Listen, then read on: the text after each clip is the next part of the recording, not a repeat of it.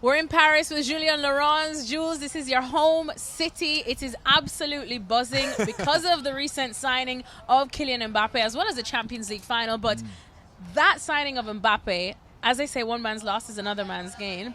But it might be a big loss for a certain Neymar. I know you do know him quite well. And where does this leave him? Because word is he wants to stay at PSG. But PSG kind of have opened the door for him to leave, haven't they? That's right. They've opened the door. I think if a good offer comes, they would really sell him. They think that Kylian Mbappe is now the head of the project, the superstar. There's probably room for another superstar, and that one is Lionel Messi. I'm not sure in the new kind of direction the club has been taken now since Kylian extended his deal with a new sporting director, with a new manager to come soon now in the next few days. They want to go younger. They want to go with maybe more French players as well. And there's not really place for Neymar in that team. So despite all the talent that he has, he's 30, he's on a huge contract with another 3 years left on his contract, plus a fourth in an option. They see that as not a good position for them, so they would like to sell him. And before we talk about possibilities of where he can go, if there really is anywhere, just looking back at when he did sign for PSG, this was an exciting signing. This had all the glitz and the glam attached to it. It seemed like Neymar finally found a place where he could call home and really live up to the expectations we all feel we had of him. But I still feel like it itself, PSG didn't really embrace him as much as maybe he would have wanted to. Am I right in thinking that? And what went wrong? What would his legacy at PSG be? How would you describe it? It's a very interesting subject, because remember the big move, 222 million euros, which is the highest anyone has ever paid for a footballer. That release clause from Barcelona, who didn't want to let him go. He came here summer 2017.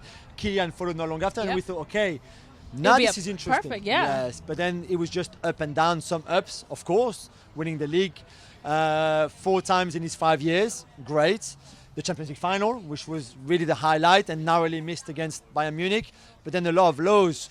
You asked me what went wrong. The injuries to start with, 2 big metatarsal injuries. Again, this season with his ankle, missed almost 3 months of action. He's only played 50% of the games that PSG had in the 5 years he's been at the club. I'm sorry, this is not good enough. And I think on the pitch at times he's been great. On the pitch at times he's been average, a bit sulky, with a bit of an attitude, certainly the first 2 seasons. And for the money they're paying him, 35 million euros net a year, that's a lot of money. I think they expected more than that.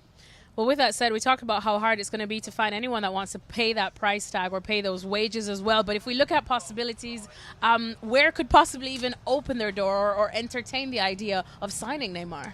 I think in his dreams, going back to Barcelona would be ideal, because remember in 2019 he tried to force a move back. PSG never opened the door. Now the door is open. It's Barcelona who can't afford him anymore, because financially they can't deal with that kind of money. Would it be a good move for Barcelona though? I'm not sure. I guess he brings a bit of experience. We saw with Dani Alves that has kind of worked out. But again, he's a very different player to the player he was when he played for them. Let's not forget that. Then can he go to Italy? I'm not sure anyone there can afford him. So now you go down to England. Again, it's a big risk. He's 30 years old. He turned 30 in February. And with the injury that he suffered, I think you take a big risk as well. Well, thank you very much for watching ESPN on YouTube. For more sports highlights and analysis, be sure to download the ESPN app. And for live streaming, premium content, and let's not forget as well, ESPN FC 7 days a week. Subscribe to ESPN Plus.